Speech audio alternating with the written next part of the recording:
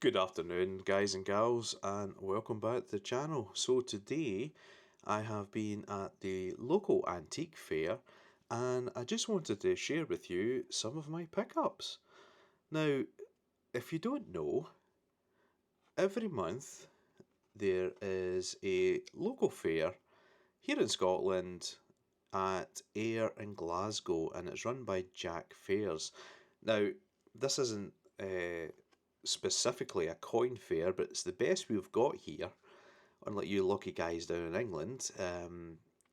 Now, this runs every month, and it is an Aladdin's cave of antiques and memorabilia. I've certainly picked up a few non-coin related things over the years, much to my wife's disgust, but if you are in the area, I highly recommend coming along. I haven't been to the Glasgow one yet, but hopefully soon we'll get up there, as I've been informed there's quite a few more coin dealers at that one. But without further ado, let's dive in and see what we've picked up. So first pickup of the day was this 1893 Two Shillings from South Africa. Now, if you've seen some of my latest videos, you will have seen this chap. Now, I picked up a 2.5 shillings or crown from the Stack Collector on one of his Monday evening whatnot streams. Highly recommend checking this guy out. He does some really good bargains, but check this out. So now I've got a shilling, 2 shillings, and a crown with this chap, which you may recognise as Paul Kruger. Now, I didn't realise it at the time, but I don't know if you can see that. When I got this home, I noticed that there is a crack along the planchet of the coin. Now, I don't know if that's classed as a mint error or someone's tried to channel their inner silver punk. I'm not sure, but if we can see here, you can let me know in the comments what you think. Do you think that's a mint error or someone's just tried to eat it? God knows, it is Scotland after all. But I'm very happy with that pickup. Second pickup of the day is, again, thanks to 365 for putting me onto these. It's a 1924 peace dollar. Now, I don't see a mint mark, so that means that this one was minted in Philadelphia. Now, I don't have a 1924 Philadelphia as yet. Not that I'm collecting these for date runs or anything, but, you know, I'm starting to like these coins. So that was my second pickup. Third pickup was this lovely 1891 crown. Now, it is slightly worn, which was reflected in the price, but I managed to pick this up for £25, which I thought was quite a bargain. And of course I don't have that date yet, and I am trying to get a wee date run of these, which is becoming quite expensive, but yeah, you just can't beat a crown. And speaking of crowns, picked up another one of these bad boys, a 1935 Rocking Horse crown. Now these are 50% silver, this one, unlike this one which is 925 sterling, but this one's 50% silver, and I think it may have been cleaned in the past. It's just a little bit too shiny for what it is, but paid £15 for that. Again, absolute bargain in my eyes. Now, I had my son with me, so obviously we have some little Scottish silver shillings for his collection. He's not trying to get a date run or anything, I'm just trying to build a wee treasure chest up for him. And for £4 each, do you know what? Couldn't resist.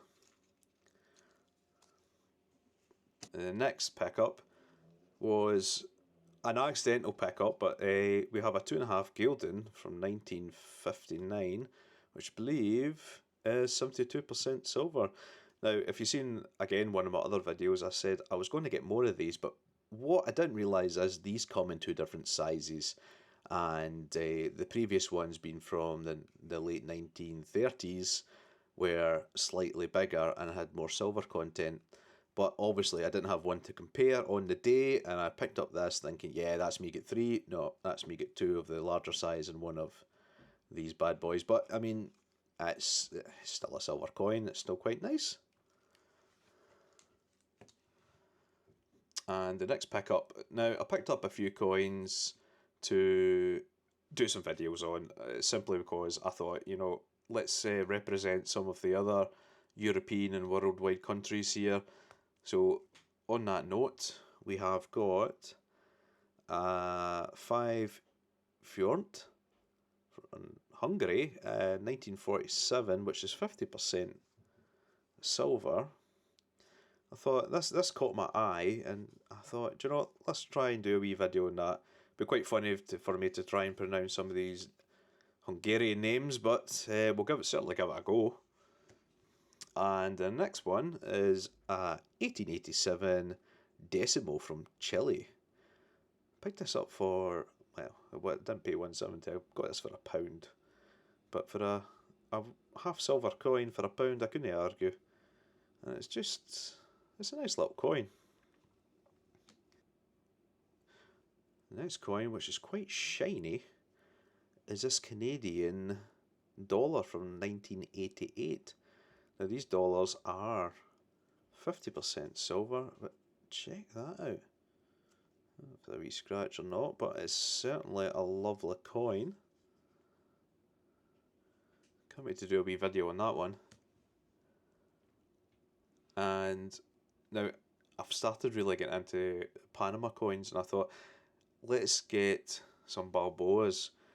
Now, I got a Medio Balboa a couple of weeks ago, but this is a 1/10 Balboa. These are 90% silver from 1953. I'm not sure if this one is the same as the last. Yeah, it is. It's very difficult to see, but like most of the South American coins, you will see the actual silver weight and silver content on the back of the coin. It's very difficult to make out, but it is there. A lovely coin. And again, if you've seen some of my earlier videos, you'll see I did the review between what was potentially best for stacking weight, the UK pre-decimal shilling or the Canadian quarter. So in that theme, we picked up some Canadian quarters.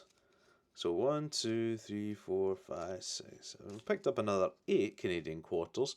Now these are, if you've not seen the video, 80% silver.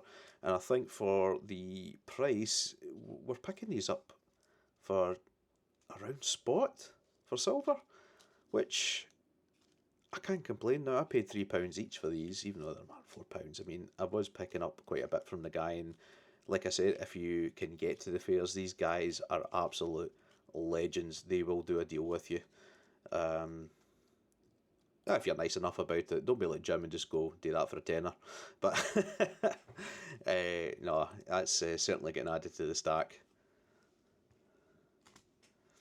And the next ones were, so I picked up this half crown. I already have a 1920, but I thought, £8 for a half crown, that's going in the treasure chest stack, just for weight, really.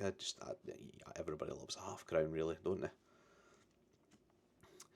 And now I've been searching for a 1927 half crown for some time. I picked up this one, but unfortunately it's slightly tarnished. Now it looks like somebody's drew on it with a marker pen. I don't think it is. I think it's just the way it's been worn. But it's a 1927 gap filler for me. If I'm able to get another one, I will replace. But right now, this will have to do. Now, this one I did pay £8 for. It is what it is. It's a 50% silver coin, and it fills a gap, which has been driving me mental for some months now. But yeah, I'm happy, still happy with that pickup. Next pickup was again for my son, and I started on my wee date run of these Australian coins, and if you haven't seen them, these are $1 roos or kangaroos. So we've got 2008, a 2009, and a 1984. I don't know if you can see that design there, but I just find it fascinating. And he loves this coin as well. He's quite fascinated with these. So let's start on my wee date run. And speaking of my son, I got talking to one of the dealers there, and he raised an excellent point. He was absolutely fascinated that I took... Now, my son, he's 10. He was absolutely fascinated that my son had come along and was very excited and fascinated about coins. So much so that when I took my son back yesterday, he handed me a pile of pre-decimal coinage, and you know, some of them were not super rare, but you know, 1919 King Norton or Heaton pennies. You know, he was handing me bags of these for my son to start his collection. I mean, I've never seen my son so happy to receive a big bag of coins before, but he raised an excellent point. Is at the end of the day, we need to get the younger generation interested in coins and numismatics, because we need to future-proof this. We need the younger generation to step in when we're older and, of course, buy this back. Now, I suppose, you know, silver content, etc., you know, we're always going to get melt or spot value for this, but for the more numismatic stuff, we need people interested in the numismatics, because at the end of the day, you know, if you're getting an expensive crown, you want someone to be able to buy that back for the numismatic value, rather than, you know, paying several £100 for a crown and then down the line you're only getting melt value for. But an excellent point. Now, oh, one more. This is the last silver pickup of the day, and it was a 1910 Turkish Two Kurush. Maybe I'm pronouncing that right or not, but it is 83% silver. The design just jumped out at me, and again, this is going to be featured in a future episode of What's in My Box. Now, on to the kind of non-silver pickups. As you know, I love a date run. I have so many on the go, but do you know what? Let's do some sixpences. So I started with the Cooper and Nickel stuff. These are a random bag of 200 sixpences from 1947 to 1967. So hopefully we can get a full date run out of these. I know there's some key dates that we probably aren't going to get out of here, but you know, the fun's in the hunt, and you all know I love hunting through coins. Now, you know, I saw this and it was the moustache that did it for me. You know, it's a 10 centesimo from Italy, 1867, and I'm not sure who the gentleman is. If you know who this figure is, please let me know, but check out that tash. That's certainly impressive. I mean, at this point, I have to say that's a better tash than the Stat Collector, but you know, that's just subjective, I suppose. I absolutely love that. Last pickup. Now, this is a complete impulse buy. I don't know if I have been overcharged or undercharged or what, but you know, I had to get it. So this is, surprisingly, I'm from Scotland. This is my first official Scottish coin. So this is a Charles II from 1663, and it is a bobby. And it's very difficult to make out the actual design here. I don't know if I can get the angle right, but check that out. You can definitely see the thistle there. And again, I don't know much about Scottish coinage, I have to admit, guys. I'm going to have to research this a bit more, but I just found it amazing. Now, I paid £7 for this. Was it a bargain? What do you think? Let me know. Anyway, that's been what I've picked up from the latest fair. Not an extensive haul, but a good haul nonetheless, I believe. So, if you're in the area, I'll post the dates up here. If you're in the area, please come along and join us. And, you know, if you do want to meet up, give me a wee shout. Certainly, I'll be available most of these dates. Shoot me a message and grab a coffee or something. And the link for the website, if you scan that QR code, that'll take you through. Now, if you're not a member, I highly recommend checking out these bunch of lovely guys and gals. Come on over to Stackers Social, scan the QR code, and come join us. Introduce yourself, lovely bunch of guys and gals. If you're interested or even want to learn about stacking silver and gold, please come along and introduce yourself, and feel free to reach out and ask for advice. These guys have been stacking for a lot longer than I have, and they're just a wealth of information and knowledge. And I'll tell you, first-hand experience, these guys are like a family. And I'm not even blowing smoke up their arse here. They are like a family. Well, thank you for watching the video, guys.